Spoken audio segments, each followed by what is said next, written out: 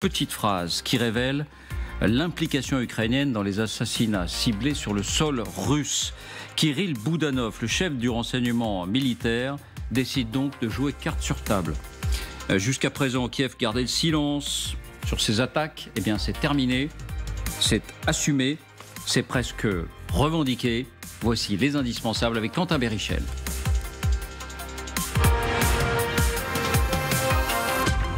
Bonsoir Quentin. Bonsoir David, bonsoir à tous. Et d'abord, au nom de toute l'équipe, joyeux anniversaire Quentin. Merci David, merci à tous. Alors voilà, on ne va pas lancer Stevie Wonder et faire tomber les confettis, mais le cœur y est. Joyeux anniversaire Quentin. Très gentil. Bien, d'abord rappelez-nous qui est Kirillo Boudanov. Alors Kirillo Boudanov, c'est cet homme. Il a 37 ans, c'est un ancien soldat ukrainien, aujourd'hui chef du GUR, le service de renseignement de l'armée ukrainienne. C'est un pilier du pouvoir, proche de Volodymyr Zelensky, un de ceux qui dirigent les coups d'éclat ukrainiens sur le champ de bataille, mais pas seulement. Au moins 2 fois ces derniers mois, il a semblé laisser entendre, sans le revendiquer, que l'Ukraine frappait sur le territoire russe. La semaine dernière, il avait d'ailleurs eu cette formule: nous avons tué des Russes et nous continuerons à tuer des Russes. Il était resté volontairement flou sur ses significations. Cette fois, il franchit le pas. Boudanov était interviewé par un journaliste ukrainien dans son bureau lorsque le journaliste lui demande sans détour si les propagandistes de Poutine, notamment ceux de la télévision russe, peuvent être une cible pour lui. Voici sa réponse.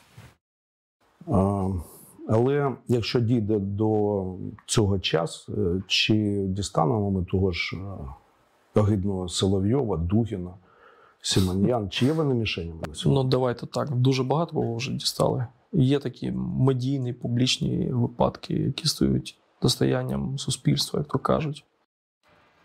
Certains ont déjà été atteints dans les médias russes. On ne peut pas être plus clair. Donc le chef du GUR ne cite pas de nom. Quels sont ceux qui viennent à l'esprit? Lorsqu'on regarde dans le rétro et les attaques ciblées sur le territoire russe, le nom qui apparaît immédiatement, c'est lui, Vladem Tatarsky, propagandiste, dont le blog Pro-Wagner était l'un des médias les plus importants en Russie. Il a été tué il y a 1 mois et demi dans ce fameux attentat à la statuette piégée dans un bar de Saint-Pétersbourg. Le FSB accusait les Ukrainiens d'être à la tête de l'opération. Boudanov semble ici le confirmer. Plus récemment, on pense également à Zakhar Prilepine, écrivain ultranationaliste, lui aussi très médiatique. Il a été blessé lors de l'explosion de sa voiture la semaine dernière à Nijni Novgorod, en plein cœur de la Russie. Et justement, lors de l'interview, la question sur Prilepine est posée à Boudanov. Écoutez sa réponse. Прилєпін це попадає під цю Коли ви історію? переходите на особистості, то я мушу вам відповісти, як класично відповідають будь-якій спеціальній службі світу. Ми не можемо коментувати дану ситуацію, дану інформацію, не можемо підтвердити або спростувати. En langage d'espion, le fait qu'il n'infirme pas a presque valeur de confirmation. Bon, je reviens à la première partie de l'interview. Boudanov ne semble donc pas exclure que les noms cités par le journaliste qui l'interviewe puissent être considérés comme des cibles à l'avenir. Oui, et ces noms, vous les avez entendus. Le journaliste en cite 3. D'abord le premier, Vladimir Soloviev, 59 ans. Petit rappel, vous avez l'habitude de le voir sur ce plateau, c'est l'un des animateurs les plus populaires en Russie. On le voit très souvent sur ses plateaux de télévision, parfois même sur le front. Il assume la propagande pour le Kremlin. Le deuxième nom cité, c'est Margarita Simonian. Vous la connaissez peut-être moins, c'est la directrice de la chaîne Russia Today. On vous montre presque quotidiennement des extraits de son émission où elle et ses invités appellent régulièrement à détruire l'Occident, en appel à l'arme nucléaire contre l'Ukraine ou encore contre l'OTAN. Enfin, le troisième nom, et c'est intéressant de le noter, eh bien, c'est Alexandre Douguine, 61 ans. Alors, il ne s'agit pas là, à proprement parler, d'un propagandiste, mais d'un philosophe, idéologue ultranationaliste russe, l'un des plus influents auprès de Vladimir Poutine. Rappelons que lui a déjà été victime d'une tentative d'assassinat en septembre à la voiture piégée. Mais c'est sa fille, Daria Dougina, qui a été tuée dans l'attentat. Sur ce dernier point, Boudanov ne contredit pas le journaliste lorsqu'il déclare que les Ukrainiens ne sont pas à l'origine de cet attentat. C'est ça, il fait le distinguo, effectivement. Merci Quentin. Pierre, il ne le laisse pas échapper, Boudanov. Il n'est pas pris au dépourvu. Il avait calculé sa phrase. Visiblement, il pèse ses mots. Il sait ce qu'il dit. Pourquoi ce revirement maintenant? Pourquoi assumer aujourd'hui ce sur quoi on gardait le flou hier? Alors, je suis assez inconfortable sur le sujet. Pour tout vous dire, on a échangé un peu ce qu'il ne faut jamais faire avant l'émission. Parce que quand j'ai reçu ce thème-là, j'ai essayé évidemment de creuser, comme d'habitude. Et en croisant nos regards, Boudanov est assez adepte de ce type de propos un peu sibyllins, hochement de tête, clignement de l'œil, je ne confirme pas, je n'affirme pas, etc. Et je ne perçois pas dans son interview... alors c'est l'anniversaire de Quentin, donc je ne souhaite pas du tout lui faire sa fête, parce que c'est un remarquable journaliste.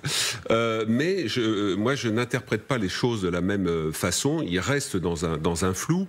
Et quand j'avais vu le sujet, j'étais étonné, parce que les services qui pratiquent des opérations homo, bon, en général, c'est pas la direction du renseignement militaire qui s'occupe de ça. Une opération homo en termes des GSE, c'est le fait, sur ordre du président de la République, d'aller tuer à l'étranger, d'aller exécuter à l'étranger un ennemi majeur de la France qui a fait couler le sang français. Le président Hollande avait révélé dans un livre, un président ne devrait pas dire cela, qu'il avait procédé à cela, ce qui a été une faute majeure qui, entre parenthèses, lui a coûté notamment sa candidature à l'élection présidentielle. Et donc, j'étais un peu surpris qu'un personnage comme celui-ci se dise « attendez, oui, finalement, ceux qui sont déjà tombés, ça peut être nous, et puis il y en a d'autres derrière ». Donc moi, je l'interprète plutôt au niveau du 2e, 3e degré, histoire aussi de mettre le désordre, pour pas utiliser un autre terme, en Russie, une façon de dire on est capable de vous atteindre, etc. Ce que je trouve particulièrement maladroit... Je cite sa phrase, pardon Pierre. Ouais. Certains ont déjà, disons-le, certains ont déjà été atteints. On peut le dire nous aussi. Il ne dit pas que c'est par l'Ukraine. C'est un constat. Ils ont été atteints. C'est un constat. Donc on peut le dire ici sans dire qu'ils ont été atteints par nous. Alors donc, quand on entend l'interview, voilà. Quand même, ça coule de source. Bon, enfin voilà. En tout cas, non. Moi, j'ai pas été complètement convaincu de cette affaire. Et encore une fois, sur le plan professionnel, jamais le patron d'un service de renseignement extérieur ne dirait cela. Ce serait une énorme faute professionnelle. Et le fait de citer notamment 2 journalistes par la suite, auxquels on donne souvent la parole indirectement ici sur le plateau, parce que c'est à chaque fois assez surréaliste. Ça me semble pas du tout possible. Voilà. Donc j'ai une petite gêne par rapport à cette interprétation. Bon, ça marque quand même une évolution par rapport à ce qu'il disait. Que vous... Non, pas pour vous non plus, Vincent. Pour moi, ça n'est pas un revirement, tout simplement parce que, comme Pierre le soulignait, quand on regarde un peu les œuvres complètes de Kirilo Boudanov, depuis il a été élevé à la dignité de général de division et qui commande donc le renseignement militaire, c'était en 2020, nommé par Zelensky. On a vu que c'était un virtuose à la fois des déclarations à l'emporte-pièce et puis également des esquives, des sous-entendus, des remarques énigmatiques. Et vous remarquerez que la tournure est passive. Certains ont été atteints. À aucun moment, il dit « nous avons atteint certains ». Certains ont été atteints, pas nécessairement par nous. Et c'est toujours cette manière d'épaissir le brouillard de la guerre, y compris dans la dimension psychologique. On la réécoute, Vincent. Réécoutons la question et la réponse, parce que quand on l'entend, et quand on entend un chef du renseignement militaire répondre de cette manière, moi je comprends, comme Quentin, que oui, nous en avons déjà tué certains. C'est peut-être dans la manière de le dire qu'il y a un peu de rondeur, mais écoutons. Але якщо дійде до цього часу, чи дістанемо ми того ж огидного Соловйова, Дугіна, Симоньян, чи є вони мішенями на сьогодні? Ну, давайте так. Дуже багато кого вже дістали. Є такі медійні, публічні випадки, які стають достоянням суспільства, як то кажуть. Pour vous, il y a ambiguïté. Oui, parce que les noms sont avancés par le journaliste, par son interlocuteur. À aucun moment, il ne les endosse explicitement. Et puis, n'oublions pas que Boudanov est quand même quelqu'un qui, en juin 2022, dit sur Sky News que Vladimir Poutine est atteint d'un cancer en quasi-phase terminale et d'autres pathologies extrêmement graves. En mai 2022, il annonce une victoire avant la fin de l'exercice en cours, donc avant la fin de l'année 22. En mars précédent, il parle d'une issue à la coréenne avec une partition entre une sphère sous influence russe et l'autre restant sous l'autorité de Kiev. C'est encore une fois quelqu'un qui joue beaucoup à lancer des ballons d'essai et à troubler le jeu, et y compris évidemment dans le camp d'en face, c'est la priorité. C'est pour ça que ça peut être une inflexion, si vous voulez, mais en aucun cas, à mon sens, c'est un revirement, un tournant, une volte-face spectaculaire de la part de Kiev. Est-ce que vous ne pensez pas, Valéria, que aujourd'hui l'Ukraine se sent plus forte qu'hier? Aujourd'hui, de même que la CIA pense imaginable de pouvoir recruter des agents russes avec un film de propagande qui leur est directement adressé, l'Ukraine se sent suffisamment forte pour faire planer la menace sur ces propagandistes russes et leur dire « nous pouvons vous toucher, nous leur avons déjà touché ». C'est comme ça qu'il faut lire cette interview.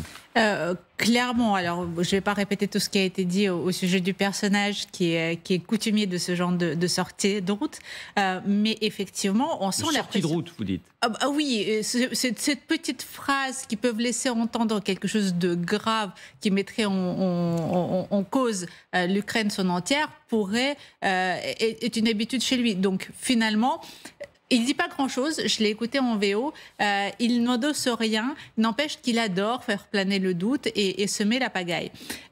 Aujourd'hui... Parce que vous, pardon Valéria, vous l'avez entendu dans votre version langue maternelle. Originale, tout à fait.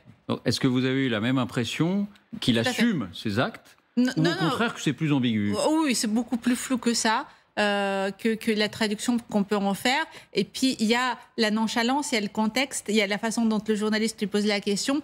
Donc, tout ça ne prouve rien, en tout cas dans sa bouche, comme étant assumer ce genre d'actes qui sont des actes qui ne sont pas de son ressort, d'ailleurs. C'est pas à lui de les assumer, s'il y avait lieu de les assumer.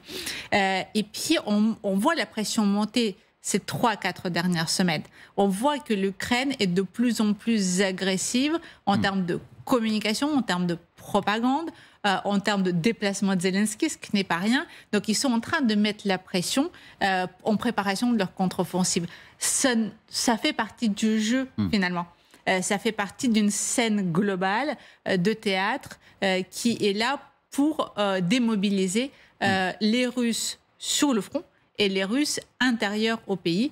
Et cette démobilisation, elle est importante puisque la dimension psychologique est extrêmement forte dans cette future contre-offensive. Alors, je vous donne la parole, Jean-Claude, mais vous dites faire pression.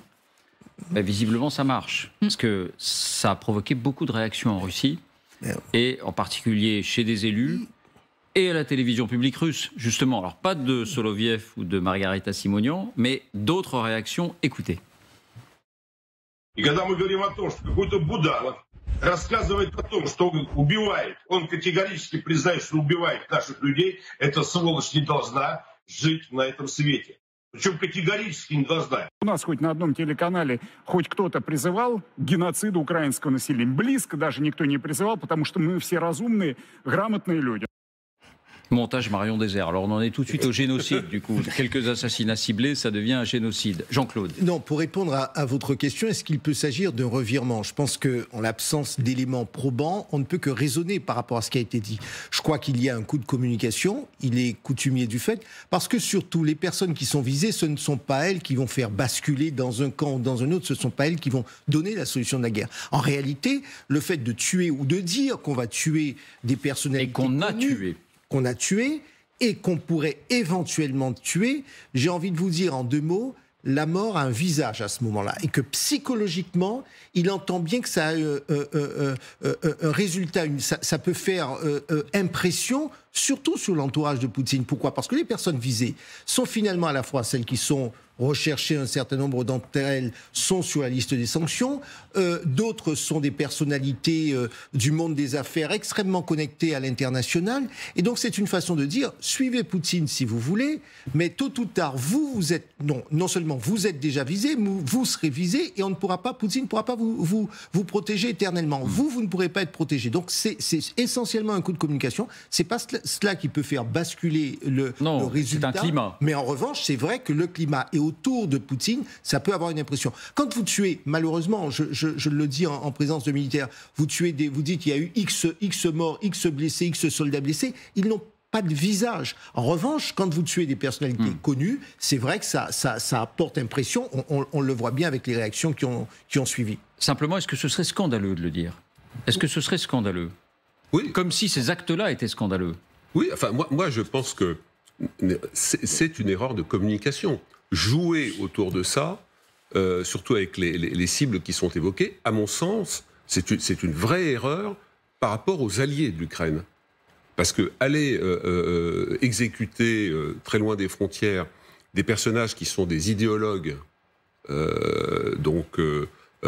pris les propagandistes, qui n'est pas mort, qui a été blessé, Tatarski qui est un propagandiste, etc., et laisser évoquer des noms de journalistes, à mon sens, c'est pire qu'une erreur. Ça serait même jouer avec ça, c'est une faute. Moi, je ne pense pas du tout que les services ukrainiens aient le temps, entre guillemets, de s'occuper de ce type d'affaires. Vous pensez qu'ils ne sont pas derrière? Non, en dehors de l'aspect mort. Non, moi je reste convaincu que ces affaires sont des affaires internes à tout le petit monde qui grouille en Russie. Et honnêtement, ça n'est pas du tout stratégique pour l'Ukraine en ce moment. Si vous voulez, personne ne connaît le nom, enfin en dehors de la Russie, si vous voulez, en Ukraine, personne s'est réjoui en disant tiens, la fille de Dugin est décédée, etc. Ça n'a aucun impact. Donc moi, je raisonne toujours, si vous voulez, en mettant autant qu'il est possible à l'intérieur des services de renseignement, de services secrets sur les types d'opérations. D'abord, vous avez une économie de moyens, c'est-à-dire que les Ukrainiens n'ont pas la possibilité d'aller monter des opérations partout, loin, etc. Et donc, vous avez plutôt intérêt à privilégier des opérations de nature militaire, sur des cibles militaires, que ce type d'opération. Donc, je pense que, effectivement, c'est dans le style de ce personnage qui est un petit peu joueur avec ça, et c'est, à mon sens, une vraie erreur, y compris par rapport aux alliés de l'Ukraine, qui, à mon avis, ne goûterait pas du tout, si ces choses étaient réelles, ce que je ne crois pas, les alliés de l'Ukraine ne goûteraient absolument pas ce type d'opération. Parce que à aucun moment, un Soloviev, une Margarita Simonian ou des propagandistes comme ceux qui ont été touchés à Saint-Pétersbourg ou dans l'explosion de la voiture piégée ne peuvent être considérés comme des cibles de guerre. Moi, c'est ma conviction, mon analyse. Un dernier mot, Vincent. En plus, ce serait totalement contre-productif. Soloviev adore se mettre en scène comme quelqu'un qui sert une cible prioritaire des services ukrainiens. C'est une vaste blague. Enfin, à aucun moment, il n'y a un intérêt opérationnel à éliminer quelqu'un qui, par ses outrances et les caricatures qu'il incarne, fait davantage pour la cause ukrainienne que tous les pro-ukrainiens de la Terre. Quant à Simonian, c'est exactement le même motif, même punition. Et vous voyez, ça fonctionne, cette opération psychologique. Vous avez entendu cette déclaration démente, il faut grosso modo tous les tuer. Et dans la foulée, et j'ajoute quand même un point historiquement important, quand vous avez ce type qui explique que jamais il a été question d'invoquer l'impératif du génocide, j'ai dans mes archives une bonne dizaine de déclarations de tous ces panélistes de télévision russe qui, explicitement, si les mots ont un sens, appellent à des actes génocidaires. Donc, d'une certaine manière, je dirais que... Et appellent à nier la nation ukrainienne tout entière. Absolument, ça a fonctionné. Alors avançons.